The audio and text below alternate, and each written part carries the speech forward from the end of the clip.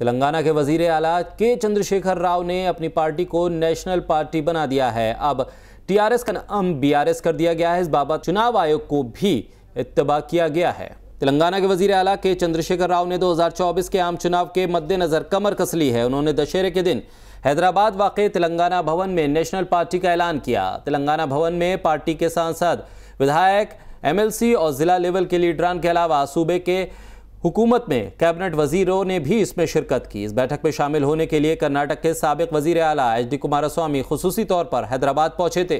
तेलंगाना राष्ट्र समिति party has conducted its general body meeting at its party headquarters at Hyderabad. The party general body meeting unanimously resolved to change the name of the party from Telangana Rashtra Samiti to Bharat Rashtra Samiti.